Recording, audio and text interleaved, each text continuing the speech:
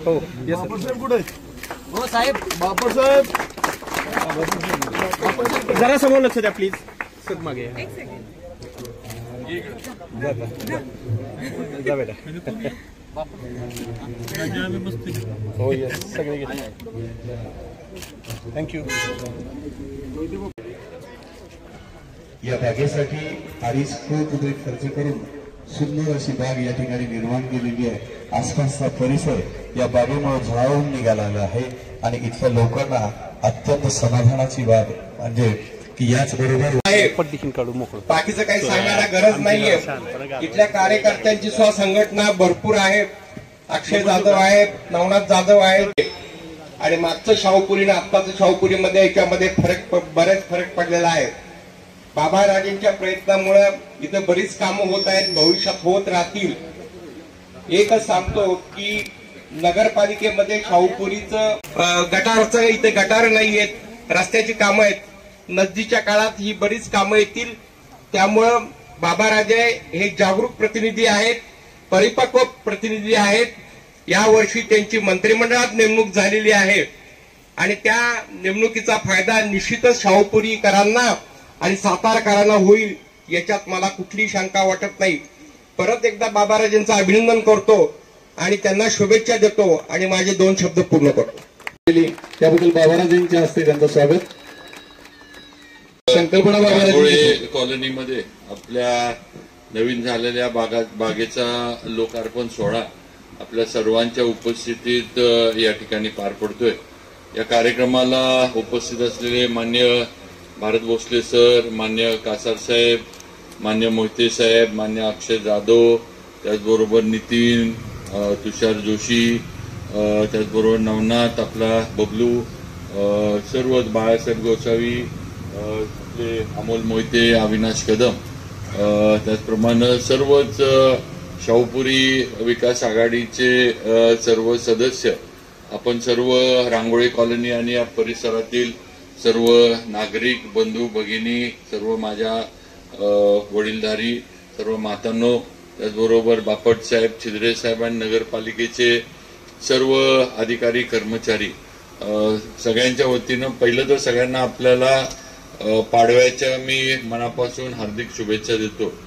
आज शाहूपुरी आणि सातारा नगरपालिकेची हद्दवाढ हा एक फार म्हणजे तसा बघितला तर ज्यावेळेला विषय सुरू झाला त्यावेळेला फार प्रकर्षानं लोकांचा विरोध होता नगरपालिकेमध्ये येण्यासाठी आणि बऱ्याचशा प्रमाणामध्ये काही मुद्दामून गैरसमज पसरवण्याचे पण प्रयत्न या ठिकाणी होत होते. पण आपण आज बघितलंय आपल्याला जरी आधी हद्दवाढीत येताना भीती वाटत होती तरी आजची परिस्थिती बघितली तर ग्रामपंचायत असताना होणारी विकास कामं, आपल्याला मिळणार निधी आणि आज नगरपालिकेत आल्यानंतर होणारी कामं आणि इथं खर्च पडलेला निधी जो आहे त्यामध्ये जमीन आसमानचा फरक आहे असं म्हटलं तरी काही चुकीचं ठरणार नाही. आणि आज हा सर्व जी कामं होतात ही कामं सर्व आपण राज्य सरकारच्या माध्यमातून मान्य देवेंद्रजी फडणवीस असतील, मान्य तत्कालीन मुख्यमंत्री एकनाथजी शिंदे साहेब असतील यांनी या सगळ्या कामांना साथ दिली, मान्यता दिली, मंजुरी दिली, मोठ्या प्रमाणावर निधी दिला म्हणून आज ही कामं आपण पूर्णत्वास नेलीत. आज आपल्या रांगोळी कॉलनीतला आज हे सुंदर असा बगीचा होतोय. अजून पण आपल्याला याच्यामध्ये बऱ्याच डेव्हलपमेंट करणं गरजेचं आहे. ही सुरुवात आहे आणि हा बगीचा नक्कीच अजून मोठ्या प्रमाणावर आपण डेव्हलप करू. एक महत्वाचं आहे की या परिसरामध्ये अनेक ठिकाणी हाऊसिंग सोसायटी कॉलन्या झाल्या आणि ओपन स्पेसेस जे आहेत या आपण बघितलं किंवा इकडचे अनुभव जर बघितले तर काही ठराविक लोकांनी ओपन स्पेसेसवर डोळा ठेवून त्या लाटण्याचा प्रयत्न केला, काहींनी अतिक्रमण केली. हे अनुभव आपण घेतलेले आहेत आणि म्हणून आज आपल्या या रांगोळी कॉलनीची ही ओपन स्पेस जी होती जी आपण डेव्हलप केली ती वाचवण्यामध्ये ज्यांनी योगदान दिलं, अगदी कोर्टापर्यंत ज्यांनी लढा दिला त्यांचा आपण उल्लेख या ठिकाणी होणं गरजेचं आहे. अक्षयचं म्हणणं होतं किंवा त्यांचा उल्लेख तुम्ही करा. पण यामध्ये श्री ओक असतील, श्री अशोक भाटिया, श्री केदार नाईक, श्री धनंजय कुलकर्णी, स्वर्गीय डॉक्टर बाळासाहेब माझगावकर, श्रीमती डॉक्टर चेतना माझगावकर, त्याचबरोबर श्री भास्करजी शालगर, श्री धावडस्कर या सर्व लोकांनी आणि त्यांच्याबरोबरच्या बाकीच्यांनी सहकार्य लक्ष देऊन ही जागा वाचवली आणि आज एवढी सुंदर अशी बाग बगीचा आपण इथं उभा करू शकलोय. अजून पण जागा आपल्या शाहूपुरीमध्ये आहेत ज्या आपल्याला खरं म्हणजे डेव्हलप करायच्या आहेत. काही ठिकाणी आता आपण स्विमिंग पूल करतोय, हे आपल्या शहरातला सगळ्यात मोठा स्विमिंग पूल किंवा मला वाटतं एखाद्या वेळेस सातारा, सांगली, कोल्हापूर या तिन्ही याच्यातला सगळ्यात मोठा स्विमिंग पूल शाहूपुरीमध्ये होतोय. हे अतिशोक्तीनं जर मी बोलत नसलो तर 100% मला खात्री आहे की ऑलिम्पिक साईजचा स्विमिंग पूल या तिन्ही जिल्ह्यांमध्ये आपल्या इकडं पश्चिम महाराष्ट्रात नाही, पुण्यात असेल किंवा पुण्यात आहे बालेवाडी वगैरे मोठे तिथं स्पोर्ट्स कॉम्प्लेक्स असल्यामुळं, पण या ठिकाणी या तिन्ही जिल्ह्यांमधला सगळ्यात मोठा सोलापूर सकट सगळ्यात मोठा ऑलिम्पिक साईजचा स्विमिंग पूल आपल्या इथं आज होतोय. त्याचं काम चालू आहे, लवकरच तो पूर्ण होईल आणि आपल्याला पण नगरपालिकेकडनं तो पोहण्यासाठी आपल्याला उपलब्ध होईलच, नागरिकांना, मुलांना, मुलींना.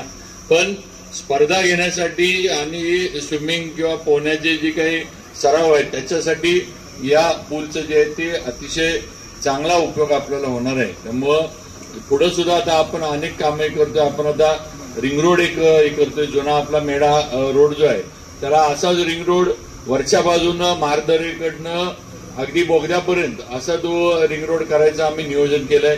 त्याचा प्रस्ताव पण आपण शासनाकडे दिलाय आणि तो रिंग रोड तसाच एक पूल करून बोगद्याच्या इथं एक कासला जोडायचा आणि कासच्या त्याला तसंच वर विलासपूरकडं म्हणजे रामराव पवार नगरकडं तो रिंग रोड वरच्या बाजूने काढायचा. असं आपण हे केलंय. 4 पदरी रिंग रोड आपण हा धरलेला आहे. त्याचं एक महत्वाचं मोठं काम आपण आज पूर्णत्वाला नेणार आहे. असे अनेक आहेत जे आपण हे करतोय. शाहूपुरीमध्ये सुद्धा पुढच्या याच्यामध्ये आपण अनेक कामं हातामध्ये घेतलीत. बऱ्यापैकी आपण आता कॉन्क्रीटच्या रस्त्याला जातोय. त्यामुळे शाहूपुरीमध्ये सुद्धा प्रमुख रस्ते असू देत, इंटरनल रस्ते असू देत, हे थोडेफार कॉन्क्रीटवर कसे नेता येतील आपल्याला हा प्रयत्न आमचा आहे. कारण कॉन्क्रीट हे पावसाला आणि इतर याला लोडला वगैरे जास्त टिकतं काम. आता आपलं जुन्या आरटीओ ऑफिसचं कॉन्क्रीटचा रोड झाला, आपण बघितलं किती सुंदर असा रोड आज त्या ठिकाणी झालेला आहे. देसाई कन्स्ट्रक्शनच्या माध्यमातून आज ते काम केलं गेलंय. त्यामुळे नक्कीच त्या पद्धतीनं हे झालेलं आहे. आज तसंच आपल्या इकडे सुद्धा आमचे प्रयत्न आहेत कॉन्क्रीटचे रस्ते करायचे. एकदम निधी मिळेल नाही मिळेल सांगू शकत नाही, पण टप्प्याटप्प्यानं का होईना शाहूपुरीमध्ये सुद्धा कॉन्क्रीटचे रोड करण्याचं आम्ही नियोजन नगरपालिकेच्या माध्यमातून आणि राज्य सरकारच्या माध्यमातून केलंय. हे या निमित्तानं मला सांगावंसं वाटतं. खालचा पण आपला मला वाटतं तो 80 लाखाचा पूल बांधला, त्यामुळं यायला जायला आपलं सैदापूर आणि आपला निकीबंडचा जो परिसर आहे आणि आपली जी आहे रस्ते होते पण पूल नसल्यामुळे आपल्याला वापरता येत नव्हतं, पण आज ती एक अतिशय नागरिकांच्या उपयोगाची सोय झाली आहे. दुसरं म्हणजे मला वाटतं आता येणाऱ्या झालेल्या डीपीमध्ये एक आपण सांस्कृतिक भवन म्हणजे ऑडिटोरियम पण आपण त्याचं पण रिझर्वेशन आपण शाहूपुरीमध्ये ऑडिटोरियमचं टाकलंय. हे आपल्याकडे शाहूकला मंदिर आहे तसं एक नाट्यगृह हे या ठिकाणी शाहूपुरीमध्ये व्हावं. आपला जो तोरगीचा माळ आहे त्याच्यावर आपण ते रिझर्वेशन टाकले. एकदा डीपी वगैरे पुढचे झालं की त्याचं पण आपण जे काही मंजुरी आहे वगैरे त्याच्या मागे आपण लागणार आहे.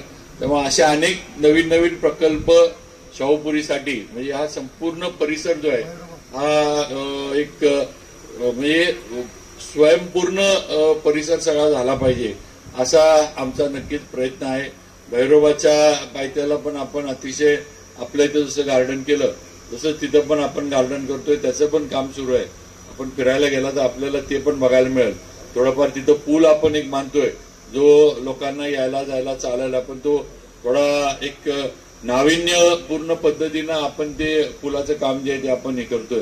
त्यामुळे नक्कीच तो सुद्धा एक अतिशय सुंदर असा प्रकल्प पूर्ण झाल्यावर होईल आणि संध्याकाळी सकाळी फिरणं, व्यायाम करणं, आपल्या मुलांना, घरातल्यांना, वयोवृद्ध लोकांना जाऊन थोडंफार बसता यावं, थोडंफार विरंगुळा मिळावा या दृष्टीनं या सगळ्या ओपन स्पेसेस डेव्हलप झाल्या पाहिजेत. त्यासाठी आपलं सहकार्य पुढे सुद्धा आम्हाला राहावं एवढी विनंती करतो. परत एकदा सगळ्यांना गुढीपाडव्याच्या शुभेच्छा देतो आणि आपण सगळ्यांनी मला आज माझ्या वाढदिवसाच्या निमित्तानं शुभेच्छा दिल्या त्याबद्दल आभार मानतो आणि थांबतो. जय हिंद जय महाराष्ट्र.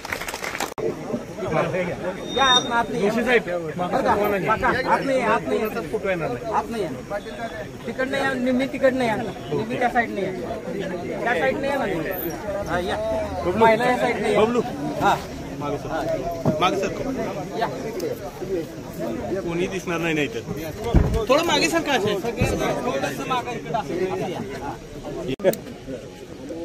येते का तुम्हाला या सुंदर कार्यक्रमाचं आभार प्रदर्शन माननीय अक्षय जाधव